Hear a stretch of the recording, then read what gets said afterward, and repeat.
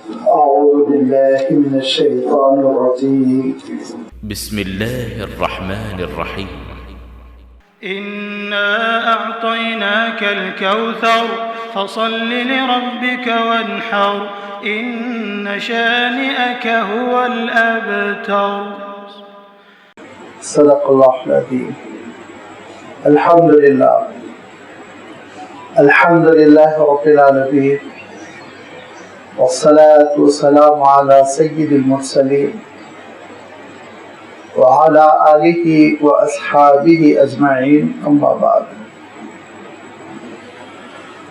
ابھی آپ کے سامنے قرآن مجید کی ایک چھوٹی سی سورت جو 3 آیتوں پر مشتمل ہے، سورۃ الکوثر کی تلاوت کی گئی. سورۃ الکوثر قرآن مجید کے معجزات میں ایک نمایاں ترین معجزہ ہے. وہ کس طرح انشاءاللہ اس کی وضاحت ابھی آپ کی خدمت میں آئے گی، لیکن اس سے پہلے یہ وضاحت کر رکھ دوں کہ مکہ مکرمہ میں اللہ کے رسول صلی اللہ علیہ وسلم پر یہ سورت اس وقت نازل ہوئی جبکہ آپ صلی اللہ علیہ وسلم ایک صدمے سے دوچار تھے. تفصیل یہ ہے کہ اللہ کے رسول صلی اللہ علیہ وسلم کے صاحبزادے پہلے حضرت طیب، پھر طاہر، پھر حضرت قاسم، ایک کے بعد دیگر وفات پاتے چلے گئے. یہ تینوں صاحبزادے ام المؤمنین حضرت خدیجہ الکبریٰ رضی اللہ تعالیٰ عنہ سے تھے، اور حضرت ابراہیم مدینہ منورہ میں پیدا ہوئے جو حضرت ماریہ رضی اللہ تعالیٰ عنہ سے تھے. جب اللہ کے رسول صلی اللہ علیہ وسلم کے ان صاحبزادوں کی وفات ہوئی، عالم شیرخارگی میں بالکل جب چھوٹے تھے، مشرکین مکہ نے اللہ کے رسول صلی اللہ علیہ وسلم کے سلسلے میں کہنا شروع کیا کہ اللہ کے رسول صلی اللہ علیہ وسلم کا مشن برقرار نہیں رہ سکے گا، آپ کی دعوت جاری نہیں رہ سکے گی، کیونکہ اصل تو صاحبزادے ہوتے ہیں جو کام کو سنبھالتے ہیں. یہ جب وفات پا رہے ہیں تو پھر اللہ کے رسول صلی اللہ علیہ وسلم کا جو تذکرہ ہے، جو مشن ہے، وہ برقرار نہیں رہ سکتا. اس کے لیے ایک لفظ انہوں نے استعمال کیا، وہ لفظ ہے بطر. کبھی ابو جہل نے کہا کہ بطر محمد صلی اللہ علیہ وسلم، کہ محمد کے بیٹے تو وفات پا رہے ہیں، ان کا ذکر باقی نہیں رہنے والا ہے. کبھی العاص بن وائل السہمی، بڑا مجرم پیشہ آدمی تھا، وہ مجلسوں میں جا جا کے اعلان کرتا تھا ان محمد ابتر، محمد کا ذکر باقی نہیں رہنے والا ہے صلی اللہ علیہ وسلم. اور بھی دیگر مشرکین مکہ یہ جملہ کستے تھے، طنز کرتے تھے. اسی زمانے میں یہ سورت نازل ہوئی اور اللہ کے حکم سے سورۃ الماعون کے بعد رکھی گئی. آپ ترتیب پہ غور کیجئے، بڑا عجیب و غریب انداز ہے، بہت ہی منظم انداز میں یہ سورت آپ کے سامنے آتی ہے کہ سورۃ الفیل میں کعبۃ اللہ کی اہمیت بتائی گئی کہ اللہ تعالیٰ نے اپنے گھر کی حفاظت کیسے فرمائی.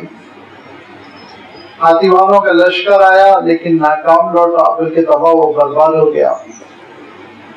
سورۃ القریش میں اللہ تعالیٰ نے بتایا کہ کعبۃ اللہ کی خدمت کی وجہ سے، کعبۃ اللہ کی نسبت کی وجہ سے تم کو اتنی اہمیت ملی ہوئی ہے، فضیلت ملی ہوئی ہے کہ تمہارے قافلے گرمی میں ملک شام کی طرف، سردی میں یمن کی طرف سفر کرتے ہیں، غلہ خریدتے ہیں، سامان خریدتے ہیں، ہتھیار خریدتے ہیں، پھر اپنی منڈی میں سجاتے ہو. میں نے عرض کیا تھا مکہ مکرمہ کے شمال میں سوق عکاظ لگتا تھا، ایک اوپن مارکیٹ ہوا کرتی تھی، پوری عرب دنیا وہاں جمع ہو جاتی، خوب خرید فروخت، 2-3 مہینے تک وہ میلہ لگا رہتا تھا۔ تو یہ قریش کے قافلوں کو کوئی لوٹتا نہیں، ان پہ ڈاکہ نہیں ڈالتے، ہاتھ نہیں ڈالتے کہ یہ کعبۃ اللہ کی متولی ہے، بیت اللہ کے خادم ہے۔ اللہ تعالیٰ نے یہ نعمت یاد دلائی کہ کعبۃ اللہ اور بیت اللہ کی نسبت کی وجہ سے تم اتنی ترقی کر رہے ہو، اور عبادت کس کی کر رہے ہو؟ عبادت کر رہے ہو جھوٹے خداؤں کی۔ فَلْيَعْبُدُوا رَبَّ هَٰذَا الْبَيْتِ، اس گھر کے مالک اور اس رب کی عبادت کرو جس رب نے اس گھر کی حفاظت بھی کی۔ پھر سورۃ الماعون میں اللہ تعالیٰ نے اس حقیقت کو بیان کر دیا کہ تم کعبۃ اللہ سے نسبت جوڑتے ہو اور یہ کہتے ہو ہم مجاور ہیں، ہم متولی ہیں، لیکن آئینے میں اپنی صورت دیکھو، تمہارا عالم یہ ہے کہ کھاتے حرام ہو، پیتے حرام ہو، شرک کرتے ہو، آخرت کو بلا کر بیٹھے ہوئے ہو۔ ارائیت الذی یکذب بالدین، دیکھو اس شخص کو جو قیامت کو جھٹلاتا ہے، جزا و سزا کے دن کو جھٹلاتا ہے۔ ارائیت الذی یکذب بالدین فذلک الذی یدعو الیتیم، یتیموں کو دھتکارتا ہے، ان کا مال ہڑپ کرتا ہے، بے ایمانی کی زندگی بسر کرتا ہے، جیب سے 1 روپیہ نہیں نکلتا، مسکینوں کو کھانے کا انتظام نہیں کیا جاتا، نہ خود یہ کہ مسکینوں کو کھانا کھلائے بلکہ دوسروں کو بھی ترغیب نہیں دیتا، بلکہ روکتا ہے، منع کرتا ہے کہ خرچ نہ کرو۔ اس کے باوجود اپنے آپ کو کعبۃ اللہ کا متولی سمجھ رہا ہے، اس کے باوجود اپنے آپ کو حرم شریف کا مجاور سمجھ رہا ہے، اس قابل نہیں ہے کہ اس کو نکال کر پھینک دیا جائے، کعبۃ اللہ کی سرزمین سے اس کو نکال کر پھینک دیا جائے، اور اب ان کو کعبۃ اللہ کی تولیت دی جائے، ان کو دینی قیادت دی جائے، ان کو کعبۃ اللہ سے نسبت دے دی جائے جو دراصل کعبۃ اللہ کا حق ادا کرے، جن کی سیرت ایسی ہو، جن کی دعوت ایسی ہو، اور جن کا کردار ایسا ہو کہ اللہ کے گھر سے وہ مناسبت رکھنے والے ہو۔ یہ وہ اشارہ ہے جو سورۃ الکوثر میں آپ دیکھیں گے کہ اللہ کے رسول صلی اللہ علیہ وسلم کے فرزندوں کی وفات پر تانا دینے والے تانا دے رہے ہیں، لیکن اللہ تعالیٰ ارشاد فرماتا ہے کہ اے رسول آپ نہ گھبرائیں، آپ کبیدہ خاطر نہ ہو، آپ کا دل ٹوٹنے نہ پائے۔ اِنَّا أَعْطَيْنَاكَ الْكَوْثَرَ، ہم نے آپ کو عطا کر رکھا ہے الکوثر۔ ایک چیز تو قابل غور یہ ہے کہ آتینا یہ فعل ماضی ہوتا ہے، ہم نے عطا کر رکھا ہے، دے دیا آپ کو، وقف کر دیا ہے آپ کے لیے، دیں گے عنقریب، فیوچر میں آپ کے حوالے کیا جائے گا، نہیں، انا آتینا ہم نے دے دیا آپ کو الکوثر۔ کوثر کا ترجمہ بہت مشکل ہے، اگر آپ عربی تفسیریں اٹھا کر دیکھیں تو مفسرین جو تشریح کرتے ہیں اتنے الفاظ سے اور ایسی تعبیرات سے کہ ان کا احاطہ مشکل ہے۔ کوثر بہت ہی خوبصورت لفظ ہے۔ یہ جو 3 آیتیں ہیں آپ دیکھ رہے ہیں سورۃ الکوثر کی، ہر آیت کے اختتام پہ جو ایک لفظ ہے نا، وہ ہر لفظ معجزہ ہے۔ کوثر، ونہر، ابتر، تینوں لفظ معجزہ ہیں، ان کا کوئی جواب ہی نہیں عربی لٹریچر میں۔ لفظ کوثر کا ترجمہ کرنا بہت مشکل ہے۔ لفظ کوثر کی وضاحت یہ ہے کہ خیر کثیر، بہت بہت بہت بہتر، بہت ہی اچھائی، بہت عمدگی، بہت حسن، بہت جمال۔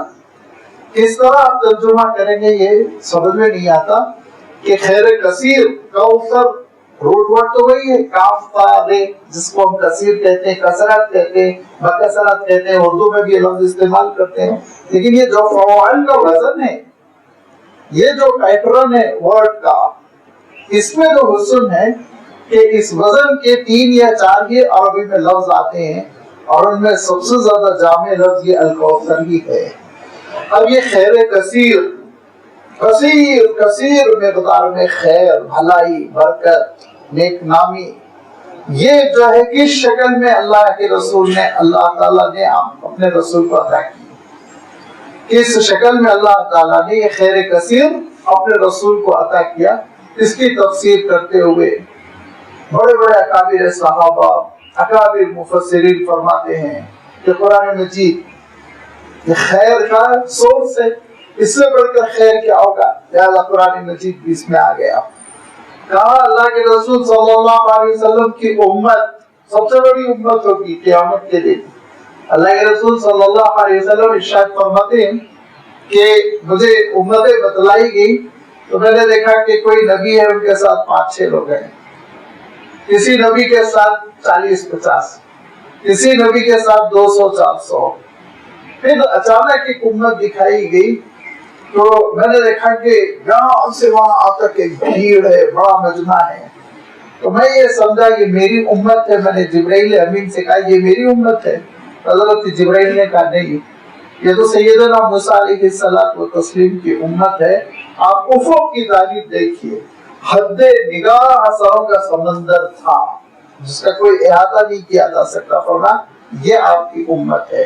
لہذا یہ امت اپنی تعداد میں، یہ امت اپنے اعمال میں، یہ امت اپنے علم میں، ایک لفظ ہے اس کو عام طور پر حدیث سمجھا جاتا ہے، اگرچہ کہ وہ حدیث نہیں ہے لیکن ایک حد تک صحیح ہے کہ یہ کہا جاتا ہے علماء و امتی انبیاء بنی اسرائیل، میری امت کے علماء تو انبیاء بنی اسرائیل کے مماثل ہے، اس کی طرح ہے۔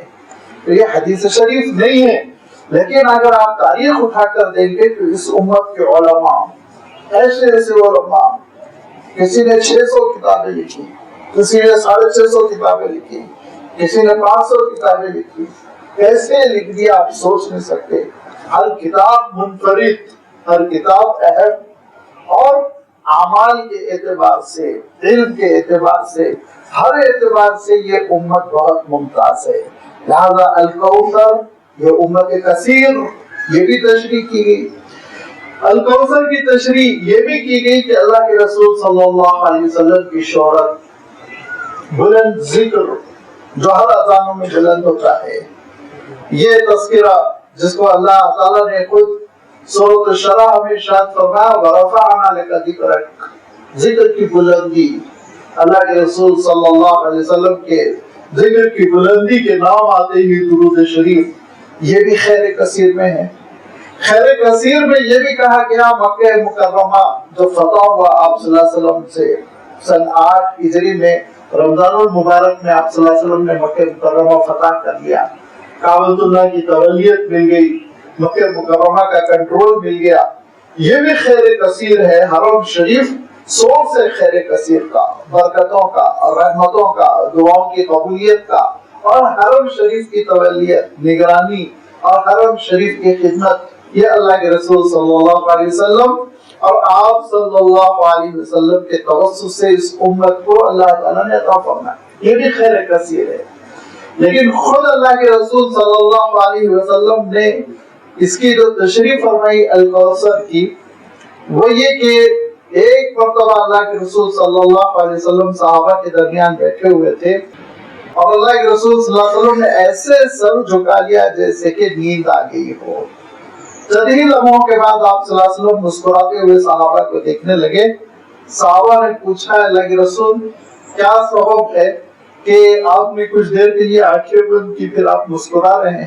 تو اللہ کے رسول صلی اللہ علیہ وسلم ارشاد فرماتے ہیں کہ اللہ تعالیٰ نے مجھے کوثر عنایت فرمایا، اور کوثر دراصل جنت میں ایک نہر ہے۔ فرمایا جنت کا یہ ایک جنت کی ایسی نہر ہے جس کے ساحل جو ہے وہ موتیوں سے بنے ہوئے ہیں، ان موتیوں سے مجوف جن کے اندر خلا ہے بھرا ہوا، بڑی قیمتی موتی سمجھی جاتی ہے جس کے اندر ویکیوم ہو، ان موتیوں سے بنے ہوئے اس کے ساحل ہے، اور اس کا پانی ارشاد فرمایا کہ دودھ سے زیادہ سفید اور شہد سے کہیں زیادہ میٹھا ہے۔ اور ایک دوسری روایت میں اللہ کے رسول صلی اللہ علیہ وسلم ارشاد فرماتے ہیں کہ کوثر دراصل میدان حشر کے ایک حوض کا نام ہے۔ جس حوض سے کوئی پانی پی لے گا تو اس کو پھر پیاس نہیں لگے گی۔ فرمایا میدان حشر میں میرے حوض کا عالم یہ ہوگا کہ اس کی جو ساحل ہوگی چاروں طرف اس کے جو کنارے اور کارنرز ہوں گے وہ فرمایا مشک کے ہوں گے۔ مشک ایک بہت قیمتی چیز ہے، مسک جس کو کہتے ہیں، عربی میں مسک کہتے ہیں، یہ بہت ہی ریئر قسم کی چیز ہے، کہیں تولا 2 تولا آپ کو مل جائے تو بہت بڑی بات ہے، اور وہ بھی لاکھوں میں ملتی ہے، لہذا یہ انتہائی قیمتی قسم کی ایک چیز ہے جو اکثر و بیشتر ہم دیکھ بھی نہیں پاتے ہیں۔ فرمایا اس سے اس کے ساحل بنے ہوئے ہوں گے، چاروں کنارے بنے ہوئے ہوں گے، اور فرمایا کہ جیسے ستارے ہوتے ہیں ایسے ہی ستاروں کی مانند خوبصورت چمکتے ہوئے آبخورے ہوں گے۔ ایک بڑے سے حوض میں آپ تصور کیجئے کہ اس سے پینے کے لیے چھوٹے چھوٹے آبخورے اس حوض میں چھوڑ دیے گئے ہیں، کروڑ کی تعداد میں ستارے، کروڑ۔ تو فرمایا کہ ستاروں کی مانند چمکتے ہوئے خوبصورت سے آبخورے ہوں گے اس میں۔ ارشاد فرمایا اس کا ذائقہ شہد سے کہیں لذیذ میٹھا اور اس کی سفیدی برف سے کہیں زیادہ۔ وہ حوض پر میری امت کے لوگ آئیں گے اور میں ان کو اس حوض سے پانی پلاؤں گا، بڑے پیاسے ہوں گے۔ میدان حشر کی گرمی، طویل ترین قیام، حساب کتاب، مختلف مرحلے، ہٹو بچو، ساری چیزوں سے گزرتے ہوئے جب میرے امت کے لوگ آئیں گے اور میں ان کو پانی پلاؤں گا تو پھر وہ فرحت محسوس کریں گے۔ فرمایا جو پیاس ان کی غائب ہوگی تو پھر کبھی پیاس نہیں لگے گی، یہ اللہ تعالیٰ مجھے میدان حشر میں ادا کرنے والا ہے۔ لیکن 2 باتیں اور ارشاد کر رہے ہیں اللہ کے رسول صلی اللہ علیہ وسلم نے۔ اسی حدیث میں اللہ کے رسول صلی اللہ علیہ وسلم ارشاد فرماتے ہیں پورا وصف کو بیان کرنے کے بعد کہ دیکھو یہ وہ حوض ہے جس کے کنارے مشک کے ہیں، جس کے آبخورے ستاروں کی مانند ہے، اور فرمایا کہ جس کا پانی شہد سے کہیں میٹھا اور اس کا رنگ برف سے کہیں سفید، اور اس کو پینے کے لیے میری امت کے لوگ آ رہے ہوں گے تو میں ان کو پہچان رہا ہوں گا۔ نمبر 1 کیسے؟ فرمایا وضو کرنے کی وجہ سے ان کے ہاتھ اور چہرے وہ سفید چمک رہے ہوں گے چاند کی مانند۔ غرن محجلین من آثار الوضو، جو وضو نہیں کرتے سوچیے ان کو تو روشنی نہیں ملے گی، لہذا وضو کون کرتا ہے؟ جو نماز کا اہتمام کرتا ہے۔ تو گویا اللہ کے رسول صلی اللہ علیہ وسلم نے نمازیوں کی خصوصیت بیان فرما دی، چمکتے ہوئے چہرے، چمکتے ہوئے ہاتھ، کیونکہ صحابہ نے پوچھا اتنی بھیڑ میں اللہ کے رسول آپ میری امت کا ہے کیسے پہچانیں گے؟ فرمایا وضو کے آثار سے ان کے اعضاء چمک رہے ہوں گے اور میں پہچان لوں گا یہ میری امت کے ہے۔ فرمایا لیکن ایک اور مسئلہ بھی ہوگا، اسی حدیث میں فرمایا ایک مسئلہ یہ ہوگا کہ لوگ چلتے چلتے چلتے چلتے حوض کے قریب پہنچیں گے اور ان کی باری آنے والی ہوگی کہ فرشتے گردن میں ہاتھ دے کر ان کو کھینچ کے لائن سے نکال دیں گے۔ میں کہوں گا یہ میری امت کی ہے، میرے امت کی ہے، تو فرشتے مجھ سے یہ کہیں گے کہ انک لا تدری ما احدثوا بعدک، ہے تو آپ کی امت کے لیکن آپ کے بعد آپ کے دین کا نقشہ انہوں نے کیسے تبدیل کیا تھا اللہ کے رسول اس کی اطلاع آپ کو نہیں ہے، انہوں نے دین تبدیل کر دیا تھا، لہذا آج آپ کے دست مبارک سے اس حوض مبارک کے پانی سے استفادہ نہیں کر سکتے، پی نہیں سکتے۔ یہ وہ حوض کوثر ہے جس کے سلسلے میں اللہ کے رسول صلی اللہ علیہ وسلم ارشاد فرماتے تھے کہ ایک عجیب و غریب واقعہ ہوا کہ عہدے تقسیم ہوئے، تم فلاں جگہ چلے جاؤ ذمہ دار بنو، تم فلاں جگہ چلے جاؤ ذمہ دار بنو۔ ایک بھولے بھالے سیدھے سادے سے انصاری صحابی نے، لازمی بات ہے اللہ کے رسول صلی اللہ علیہ وسلم جانتے تھے اچھی طرح کون کس کام کے قابل ہے، آپ صلی اللہ علیہ وسلم سے زیادہ واقف کون ہوگا، لہذا جس کو ہم مردم شناسی کہتے ہیں اردو میں کہ پہچاننا یہ کام کے قابل ہے، وہ یہ کام کے قابل ہے، تو اللہ کے رسول صلی اللہ علیہ وسلم نے اس لحاظ سے ذمہ داریاں تقسیم کی۔ ایک سیدھے سادے بھلے بھالے سے انصاری صاحب بھی بیٹھے ہوئے تھے، انہوں نے کہا اللہ کے رسول آپ سب کو ذمہ داریاں دے رہے ہیں، عہدے دے رہے ہیں، مجھے کچھ عہدہ نہیں دے رہے، مجھے کچھ استعمال نہیں کر رہے ہیں۔ تو 2 باتیں ہیں، دیکھیے ایک تو یہ کہ اسلام میں عہدہ مانگنا پسند نہیں کیا گیا، اب صلی اللہ علیہ وسلم فرماتے تھے جو امیر بننے کا مطالبہ کرے اس کو امیر بنا ہی مت، مطالبہ نہیں ہونا چاہیے، خلفائے راشدین میں کسی نے بھی مطالبہ نہیں کیا مجھے بناؤ، بچ رہے تھے وہ. امت کا اجماع ہوا، امت متفق ہو کر خلیفہ بناتی چلی گئی. تو ذمہ داری اور سربراہی، اس کا مطالبہ، اس کی خواہش، اس کے لیے جتن جو کرتا ہے نا، یاد رکھیے اس کے دل میں کہیں نہ کہیں بے ایمانی رہتی ہے. کچھ کمانا ہے، کچھ فائدہ حاصل کرنا ہے، اسی لیے توقع ہے. جو بے نیاز ہوتا ہے وہ پھر مطالبہ بھی نہیں کرتا، وہ قریب بھی نہیں کھٹکتا، وہ کنارے رہنے کی کوشش کرتا ہے. تو یہ چیز اسلام میں پسند نہیں کی گئی کہ عہدہ مانگا جائے. اور وہ بھولے بھالے سیدھے سادے، انہوں نے کہا اللہ کے رسول آپ مجھے بھی استعمال کیجیے. اللہ کے رسول صلی اللہ علیہ وسلم نے فرمایا دیکھو جس کو استعمال کرنا ہے میں اس کو جانتا ہوں، اور میں کسی کے ساتھ ناانصافی نہیں کروں گا.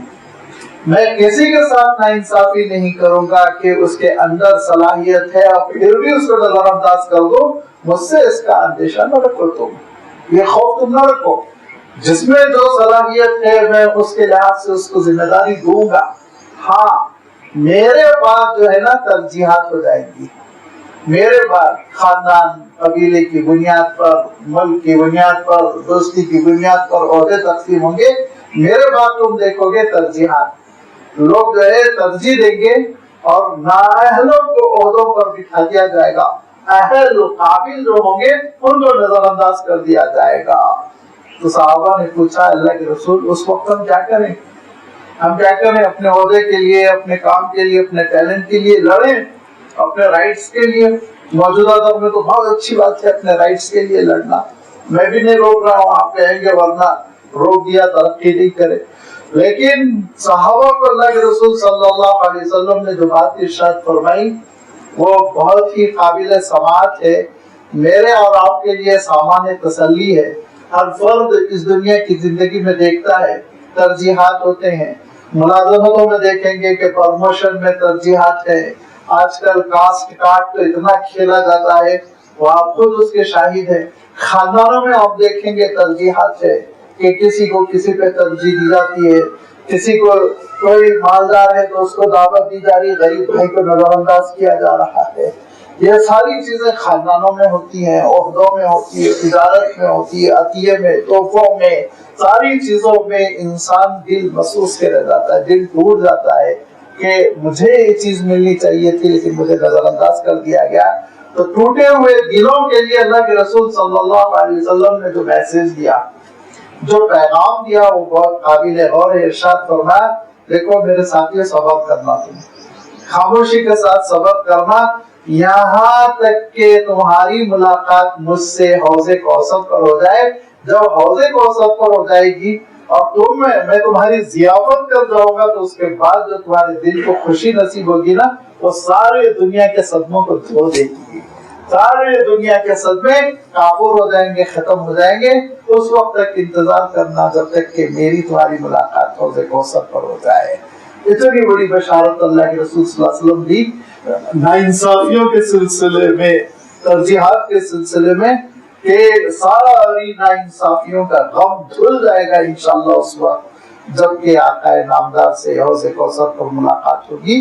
یہ کوثر، اس کے سلسلے میں ہندوستان کے ایک مفسر گزرے مولانا حمید الدین فراہی رحمۃ اللہ علیہ، بڑے اسکالر تھے اور ان کو اصرار تھا اس بات کا کہ بس یہ کعبۃ اللہ ہی ہے کوثر خیر کثیر. اور وہ یہ کہتے تھے کہ کعبۃ اللہ کے اطراف جو حجاج ہوتے ہیں وہ ستاروں کے مانند ہوتے ہیں. اور اللہ کے رسول صلی اللہ علیہ وسلم نے جو فرمایا کہ حوض کوثر کے آپ خورے جس سے جو پانی پیا جاتا ہے گلاس ٹائپ وہ چاند کی ستاروں کی مانند ہے، تو وہ فرماتے تھے یہی تشبیہ ہے کہ ذرا تم دور سے دیکھو کہ جیسے کہ پانی ہے موجیں مار رہا ہے اور یہ اس میں آپ خورے ہیں کہ گول گھومتے چلے جا رہے ہیں.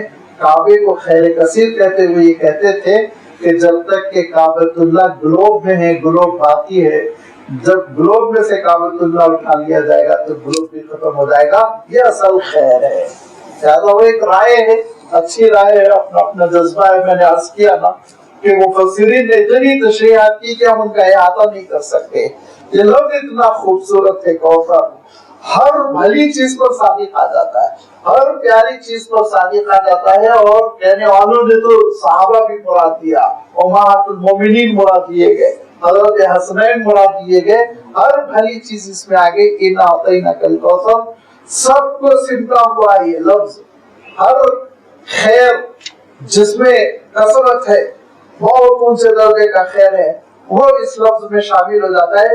یہ اللہ تعالیٰ کے لفظ کا وہ انتخاب ہے جس کی آپ تشریح کرتے رہ جائیں، تشنگی نہیں ختم ہوگی، مفہوم نہیں ختم ہوگا، پورا ادا نہیں ہوگا. اِنَّا أَعْطَيْنَاكَ الْكَوْثَرَ. اب اس کا نتیجہ کیا ہے؟ فرمایا دیکھیے اس کا نتیجہ یہ ہونا چاہیے، اس کا ریئیکشن یہ ہونا چاہیے، اس کا اثر یہ خیر کثیر جو ہم آپ کو دے رہے ہیں، نیک نامی، ذکر کی بلندی، امت، کعبۃ اللہ، قرآن پاک، اللہ کی کتاب، اور ختم نبوت، اور حوض کوثر، جنت کی نہر، مقام محمود، سب کچھ جو ہم دے رہے ہیں، اس کے بدلے میں ہوگا یہ کہ فصلی لربک، اپنے رب کے لیے نماز پڑھا. نماز اتنی بڑی نعمت کا شکرانہ نماز ہی ہے، نماز سے افضل کوئی چیز نہیں ہے. اور افضل ترین فرد کو اعلیٰ ترین نعمت کے شکرانے پہ اللہ تعالیٰ ارشاد فرما رہا ہے. جواب میں ریئیکشن میں کیا ہو؟ فصلی.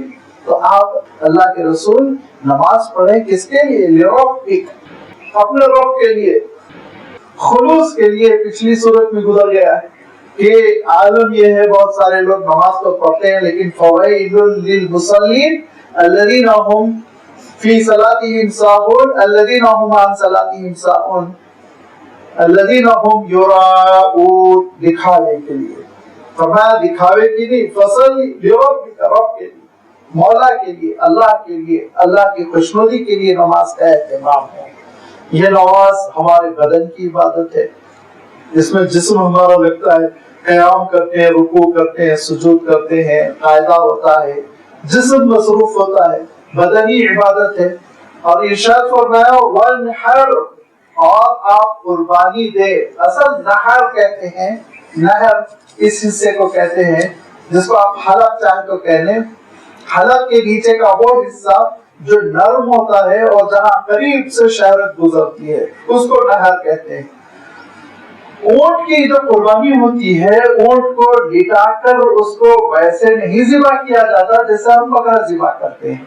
زیادہ تر ہم لوگ واقف نہیں ہیں کیونکہ ہندوستان میں ہوتی ہے اونٹ کی قربانی لیکن ویسے عام نہیں ہے. لیکن عرب میں جن حضرات نے دیکھا ہوگا انہوں نے دیکھا ہوگا اونٹ کھڑا رہتا ہے اور اس کے سینے میں پھر چاقو ماری جاتی ہے، کھڑے کھڑے اس کے سینے سے خون بہنے لگتا ہے، اور جب سارا جسم کا خون بہ جاتا ہے تو وہ خود بخود لیٹ جاتا ہے، گر جاتا ہے. یہ اس کو نحر کہتے تھے کہ قربانی جو ہے سینے میں ذبح کیا جائے. پھر یہ لفظ ترقی کیا اور تیسرے معنوں میں استعمال ہونے لگا. نحر ہر قربانی کو کہنے لگے. اونٹ کی قربانی سے کے بعد، اونٹ کی قربانی کے لیے استعمال ہونے کے بعد یہ لفظ استعمال ہوا بکرے کی قربانی کے لیے، مویشی کی قربانی کے لیے. اب اس کا مطلق ترجمہ وانحر، اور قربانی دو. فصلی لربک، اپنے رب کے لیے نماز پڑھی اور اپنے رب کے لیے قربانی دیجیے. لہذا اسلام میں قربانی کا تصور ہے، یاد رکھیے.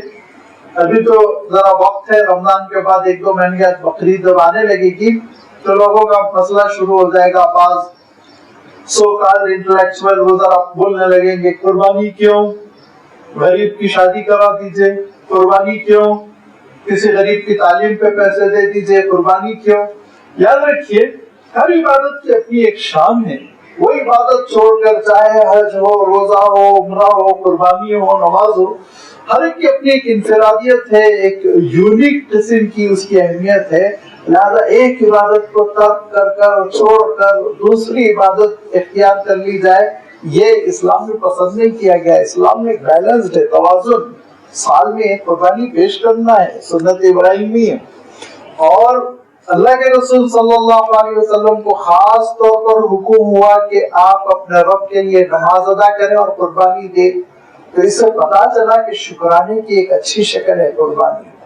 شکرانے کی ایک اچھی شکل قربانی ہے، لیکن اس کے معنی یہ نہیں ہے جیسا کہ ہم نے عام طور پر اپنا لیا کہ وہ صدقہ قربانی، صدقہ جانور، جان کا صدقہ بیمار ہوتے ہی میں عرض کرتا رہتا ہوں سبھی علماء یہ کہہ رہے ہیں کہ اگر کوئی بیمار ہو جائے اور صدقہ دینا ہے تو کسی غریب کا علاج کرا دو، پیسے دے دو، ہمیشہ جانور دے دینے سے کام نہیں بنتا، لیکن مہربان کر سکتے ہیں، جائز ہے، نفل عبادت ہے، لہذا فرمایا کہ فصلی لربک وانحر۔ اللہ کے رسول صلی اللہ علیہ وسلم کی نمازوں کی کیفیت آپ کو معلوم ہے۔ اب یہ وانحر کا جو حکم تھا اس حکم کی تعمیل ایسے ہوئی کہ آخری حج جو ہوا حضور اکرم صلی اللہ علیہ وسلم کا حجۃ الوداع جس کو کہتے ہیں، حجۃ الوداع میں اللہ کے رسول صلی اللہ علیہ وسلم نے 1 2 نہیں 100 اونٹ قربان کیے، 100 اونٹ مینا میں، 100 اونٹ، سارے حاجیوں کی ضیافت ہوتی رہی، سب کو گوشت ملتا رہا اس کا، لہذا اونٹ قربان کرنا شروع کیا، اپنے نہر کیا، 1 اونٹ 2 اونٹ 3 اونٹ 4 25 50 63 اونٹ تک 63 اونٹ تک آپ صلی اللہ علیہ وسلم نہر کرتے رہے۔ 63 اونٹ کے بعد آپ نے تھکن محسوس کی، کمزوری محسوس کی، تو حضرت علی رضی اللہ تعالیٰ عنہ کے حوالے کر دیا چاقو، چھری حوالے کر دی، کا اب تم کرو، تو حضرت علی رضی اللہ تعالیٰ عنہ نے جو ریمیننگ تھے بچے ہوئے باقی ان اونٹوں کو قربان کیا۔ دراصل یہ علامت تھی، یہ نشانی تھی کہ آپ صلی اللہ علیہ وسلم کی عمر مبارک 63 سال ہے، لہذا آپ اندازہ کیجئے کہ 100 اونٹ اللہ کے رسول صلی اللہ علیہ وسلم نے قربان کیا، تو قربانی کی ایک اہمیت ہے، اللہ تعالیٰ کے پاس اس کا ایک مقام ہے اور اس کی ایک فضیلت ہے، اور لازمی بات ہے جو وقت مقرر ہے اس کا بقرعید کا دن، اس دن اس کا اہتمام ہونا چاہیے، تعبیریں نہیں ہونی چاہیے، جی چورانے کی کوشش نہیں ہونی چاہیے۔ اچھا یہ جتنے بولتے ہیں نا کہ غریب بیٹی کی شادی کر دو، تعلیم پہ خرچ کر دو، مریض کا علاج کر دو، چیک کریے آپ تو 10,000 روپے نکال کے کبھی نہیں دیں گے کسی غریب کو، بولتے ہیں صرف روکنے کے لیے لوگوں کو، باقی رکھیں گے وہ جیب میں ہی پیسے، تو 10,000 یہ بکرے کی قیمت ہے، دیکھو میں دے دیا تم کو، تمہاری بچی کی شادی کر لو، کبھی دیں گے نہیں، پروپیگنڈا کریں گے یہ بولنے کے لیے کہ بھائی یہ کر دو وہ کر دو، قربانی کیوں، ہر گھر میں قربانی کیوں ہو رہی؟ ایک عبادت ہے، مسلمانوں کا شعار ہے، اللہ کو پسند ہے، یہ مسلمان قیامت تک انشاءاللہ کرتے رہیں گے، سنت ابراہیمی ہے۔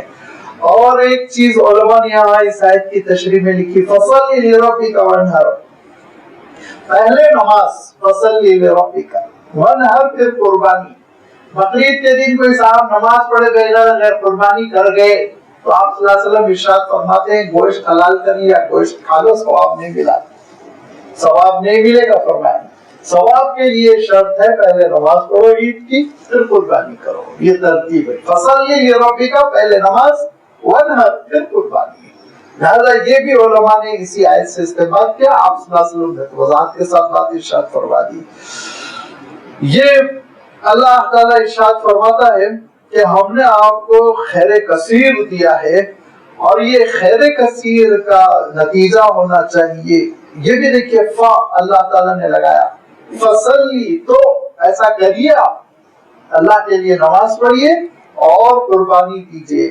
یہ 2 آیتیں ہو گئی۔ تیسری آیت دیکھیے، ان شانئک هو الابتر، جو یہ کہہ رہے ہیں کہ اللہ کے رسول کا ذکر باقی نہیں رہے گا، وہ انتہائی نکمے بے وقوف احمق ہے۔ شانیہ کا اب یہاں بھی دیکھیے ترجمے میں مشکل ہے، ہم دشمن سے کریں گے ترجمہ، اردو میں لفظ دشمن لائیں گے، آپ کا دشمن ہی برباد ہوگا، اس کا ذکر باقی نہیں رہے گا۔ لیکن عدو کا نہیں ہے لفظ عربی کے اعتبار سے، عدو لفظ آپ نے سنا ہے نا، کان آپ کے معنوں سے، عدو عربی میں دشمن کے لیے آتا ہے، اس کا پلورل فارم اعداء آتا ہے، عدو کا نہیں۔ اللہ تعالیٰ یہ نہیں ارشاد فرما رہا ہے کہ ان عدوک هو الابتر، آپ کا دشمن وہی برباد ہو جائے گا۔ عدو اگر اللہ تعالیٰ ارشاد فرماتا تو عربی کے اعتبار سے اس کے کیا معنی ہوتے ہیں؟ عدو کے معنی ہوتے ہیں جو نادانی میں دشمنی کر رہا ہے، جہالت میں دشمنی کر رہا ہے۔ عرب کہتے ہی ہیں کہ المرء اعداء لمن جہل، کہ جس چیز کا وہ ناواقف ہوتا، جاہل ہوتا، اس چیز کا وہ دشمن ہوتا، اس کو قبول نہیں کرتا، تسلیم نہیں کرتا۔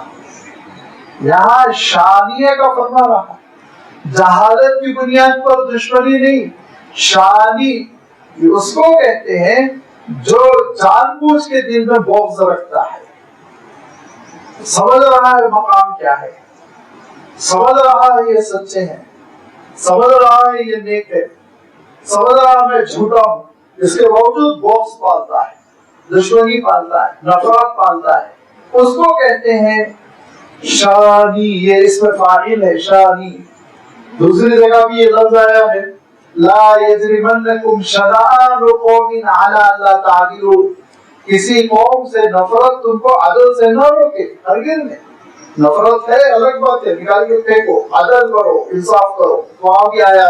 یہاں پہ اس میں فاعل ہے، اور یاد رکھیے اس کے تلفظ میں بہت احتیاط کرنا. اس کا تلفظ جو پروننسیشن ہے وہ کیا ہے؟ ان شانئک. شا آرام سے میں لمبا کھینچ رہا ہوں. دیکھیے خدا نہ خواستہ اگر اس پہ آپ نے حمزہ لگا دیا شانئک، کفر ہو جاتا ہے. شانون کے معنی دوسرے ہیں، عظمت کے ہوتے ہیں نا، فضیلت کے ہوتے ہیں. شانون کے معنی ہوا فی کل یوم، ہوا کیا ہے وہ سورۃ الرحمن کی آیت کہ اللہ تعالیٰ ہر روز اپنی ایک شان میں ہے. تو وہ شان کے معنی عظمت کے ہیں اگر حمزہ ہو. یہاں پہ حمزہ نہیں ہے، الف ہے. اتنی نزاکت ہے عربی کی. دیکھیے لہذا کوئی اگر کہہ دے نعوذ باللہ ان شانئک، آپ کی شان ختم ہونے والی ہے، ترجمہ ہو جائے گا. کفر ہوگا کہ نہیں ہوگا؟ کیا پڑھنا ہے یہاں پہ؟ ان شانئک، کھینچتے ہوئے بغیر کسی تکلف کے آسانی سے ادا کرنا. ان شانئک هو الابتر. ابتر کے معنی ہوتے ہیں بطرہ کا، جیسے میں نے تذکرہ کیا، وہ چیز جس کا تذکرہ باقی نہ رہنے والا ہو، جس کا ذکر باقی نہ رہنے والا ہو، جس کا ذکر ختم ہو جانے والا ہو. یہاں تک کہ عرب اس جانور کو بھی ابتر کہتے تھے جس کی دم کٹ گئی، کیونکہ ایک طرح سے اس کا پچھلا حصہ کٹ گیا. اور اس شخص کو ابتر کہتے تھے جس شخص کے بیٹے نہیں بچتے، جس شخص کی اولاد نہیں ہوتی، لاولد ہوتا. ان کا کیا کام باقی رہے گا، ان کی کیا تجارت باقی رہے گی، ان کو بھی ابتر کہتے ہیں. اللہ کے رسول صلی اللہ علیہ وسلم کے فرزندوں کی وفات ہوئی. اس میں دو حکمتیں تھیں. ایک تو یہ کہ اللہ کے رسول صلی اللہ علیہ وسلم کا اسوہ امت کو مل گیا، اولاد کی وفات پر صبر کیسے ہو، یہ اسوہ ملا. دوسرا یہ کہ اللہ کے رسول صلی اللہ علیہ وسلم کے بیٹے ہوتے تو سجادہ نشینی کی کتنی لڑائی ہوتی. سوچیے آپ، مصیبت ہو جاتی نا. ہم لوگ تو کچھ بول ہی نہیں سکتے. بیٹے کے بیٹے، بیٹے کے بیٹے، 22واں سلسلہ، 25واں سلسلہ، یہی مدینہ منورہ کے سجادے رہیں گے. اور پھر اس کے بعد سے کیا کیا خبرات خرافات آ جاتی. اللہ تعالیٰ نے کہا نہیں، یہ سلسلہ نہیں چلے گا. یہاں سلسلہ چلے گا نبوت کا، یعنی نبوت کے مشن کا، امت کا، خیر کا، تبلیغ کا، دعوت کا. لہذا اللہ کے رسول صلی اللہ علیہ وسلم کی معنوی اولاد تھی صحابہ رضوان اللہ تعالی علیہم اجمعین. اور صحابہ دین میں جانشین ہوئے، دعوت میں جانشین ہوئے، منصب میں جانشین ہوئے. وہ سجادگی کا تصور نہیں آیا کہ یہ جگہ پہ بیٹھنا ہے اور میں اس کا وارث ہوں. نہیں، فرمایا وارث وہ ہوگا جو دین کا کام کرے گا. فرمایا نبی کے علوم کا وارث وہ ہوگا جو علوم حاصل کرے گا، جو ان علوم کی نشر و اشاعت کرے گا، پھیلائے گا، اللہ کے رسول صلی اللہ علیہ وسلم کے مشن کو لے کر چلے گا. لہذا وہ جانشین قرار پایا. اور اللہ تعالیٰ نے بہت ہی وضاحت کے ساتھ ارشاد فرما دیا سورۃ الاحزاب میں کہ اور محمد صلی اللہ علیہ وسلم تم میں سے مردوں کے کسی کے باپ نہیں ہے، ولیکن خاتم النبیین، نبوت کے سلسلے کو ختم کرنے والے ہیں. پوری امت بمانے اولاد ہے، پوری امت جانشین ہے. جو اللہ کے رسول صلی اللہ علیہ وسلم کے مشن کو آگے بڑھ کر لے لے گا وہ حضور اکرم صلی اللہ علیہ وسلم کا وارث ہے. لہذا فرمایا دیکھو جو آپ سے بغض رکھا ہوا ہے، اے رسول جس کے دل میں آپ سے نفرت و کراہیت ہے، اس کا ذکر ختم ہو جائے گا. کوئی آگے چل کے یہ نہیں کہے گا میں ابو لہب کی اولاد ہوں، میں ابو جہل کی اولاد ہوں. اولادیں چلی ان کی، بیٹے تھے ان لوگوں کے. لیکن حضرت اکرمہ رضی اللہ تعالیٰ عنہ تو جلیل القدر صحابی ہوئے، لیکن کبھی انہوں نے یہ نہیں کہا کہ اکرمہ ابو جہلی. جو لگایا فاروقی، جو لگایا عثمانی، جو لگایا صدیقی، جو لگایا علوی، تو اللہ کے رسول صلی اللہ علیہ وسلم کے چاہنے والوں کی جانب نسبتیں زندہ رہی، دشمنوں کی نسبتیں ختم ہو گئی، مٹ گئی۔ اس دور سے لے کر آج کے دور تک اللہ کے رسول صلی اللہ علیہ وسلم کے دشمن کا ذکر باقی نہیں رہتا۔ تاریخ یاد نہیں رکھتی، مٹ جاتا ہے، وہ مٹی میں مل جاتا ہے۔ اللہ کے رسول صلی اللہ علیہ وسلم کا ذکر خیر ہے کہ باقی ہے، بڑھتا جا رہا ہے، اعلان ہوتا جا رہا ہے، شور ہوتا جا رہا ہے، احترام ہوتا جا رہا ہے، محبتیں ہوتی جا رہی ہیں، اس میں کمی نہیں آ رہی ہے، اس میں اضافہ ہی اضافہ ہے، دن بدن اضافہ ہے۔ تاریخ کا ایک عجیب و غریب انوکھا قسم کا واقعہ ہے۔ تاریخ اٹھا کر دیکھیے، ہر صدی میں 2-3 اسلامی سلطنتوں کا اضافہ ہوتا ہے، ہر صدی میں 2-3 اسلامی سلطنت کا ضرور اضافہ ہوتا ہے۔ یہ ہمارے مخالفین جو شور کر رہے ہیں نا، وہ بیوقوف نہیں ہے، ان کو معلوم ہے یہ حقیقت کہ کس طرح سے اسلام کا غلبہ بڑھ رہا ہے، اللہ کے رسول صلی اللہ علیہ وسلم کا پرچم کیسے بلند ہوتا جا رہا ہے۔ ابلیس بھی جانتا، ابلیس کے چیلے بھی جانتے ہیں، اللہ کے رسول صلی اللہ علیہ وسلم کا ذکر باقی، اللہ کے رسول صلی اللہ علیہ وسلم کی دعوت باقی، اللہ کے رسول صلی اللہ علیہ وسلم کی سیرت باقی، اللہ کے رسول صلی اللہ علیہ وسلم کا اسوہ باقی، اللہ کے رسول صلی اللہ علیہ وسلم پر درود و سلام باقی، قیامت تک باقی رہے گا، بڑھتا رہے گا، بڑھتا رہے گا۔ دشمن ہر زمانے کا مٹتا گیا، نفرت کرنے والا فنا ہوتا گیا، اس کو اس کی اولاد نے نہیں پوچھا۔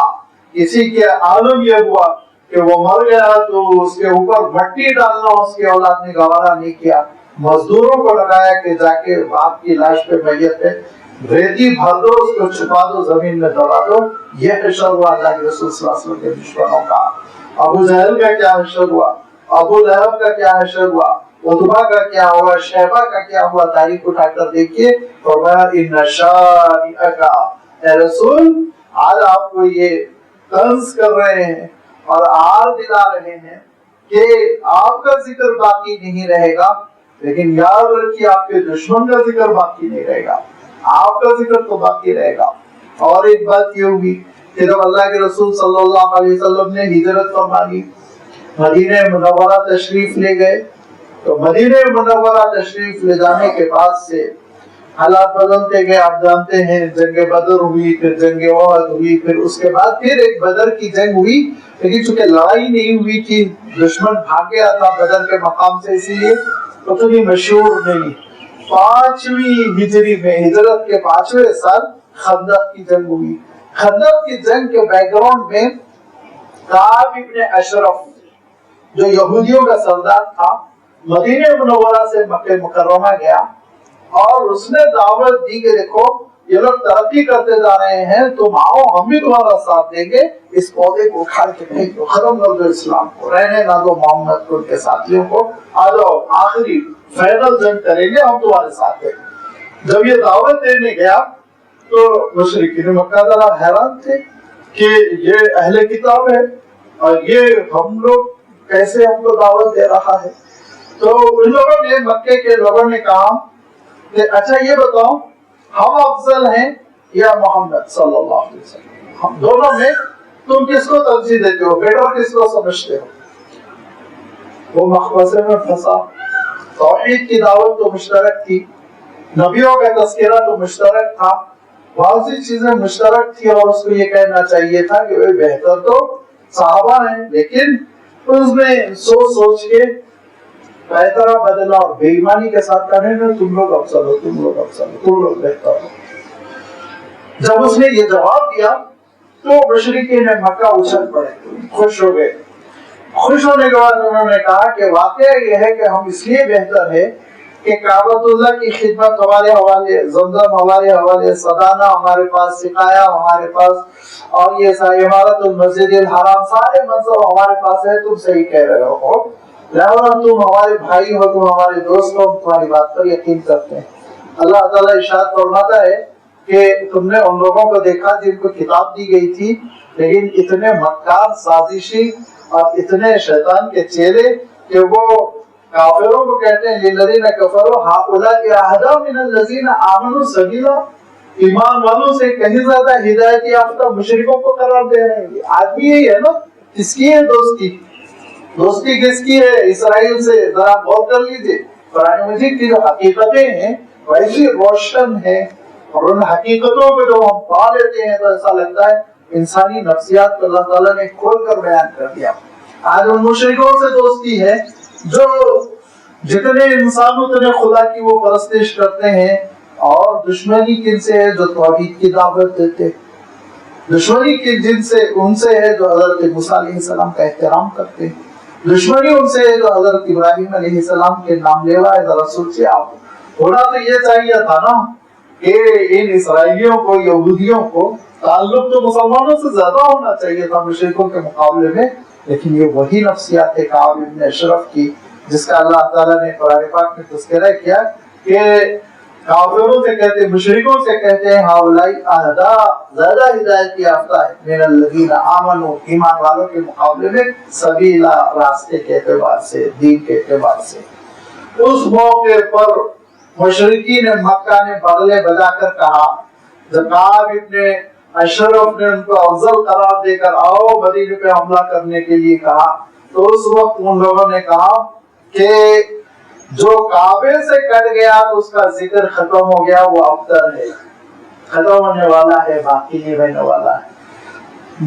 اس وقت تک شاخ ہری بھری رہتی ہے جب تک کہ وہ تنے سے جڑی رہے، جب درخت کے تنے سے شاخ جدا ہو جاتی ہے تو وہ سوکھ جاتی ہے۔ محمد اور ان کے ساتھی صلی اللہ علیہ وسلم کعبۃ اللہ کے درخت سے کٹ چکے، اور یہ شاخ بریدہ ہے، خشک ہونے والی ہے، پتے ان کے پیلے ہو کے ختم ہونے والے ہیں۔ یہ اب تک محمد اور ان کے ساتھی ان کا ذکر ختم ہو جانے والا ہے کہہ کے ڈھول بجا بجا کر آئے۔ وہ بیوقوفوں کو نہیں معلوم تھا کہ اصل کعبۃ اللہ سے تو مسلمانی جوڑنے والے تمہاری موت پکاری، لہذا آئے، جو ہونا تھا ہوا غزوہ خندق میں، اس کے بعد پھر صلح حدیبیہ ہوئی، اس کے بعد یہ رمضان المبارک سن 8 ہجری میں اللہ کے رسول صلی اللہ علیہ وسلم نے مکہ مکرمہ سے خباثتوں اور نجاستوں کو نکال کر پھینک دیا، قصہ ختم۔ اور اس دن سے اہل توحید حضرت ابراہیم علیہ السلام کی دعوت ماننے والے وہی کعبۃ اللہ کے خادم اب قیامت تک رہیں گے، اور اللہ کا دین غالب رہے گا، اللہ کے رسول صلی اللہ علیہ وسلم کا تذکرہ باقی رہے گا، اور اللہ کے رسول صلی اللہ علیہ وسلم سے جو دل میں نفرت رکھتا ہے وہ برباد ہوگا، اس کی نسلیں خود اس کو پوچھے گی نہیں، اس کا ذکر ہمیشہ کے لیے ختم ہو جائے گا۔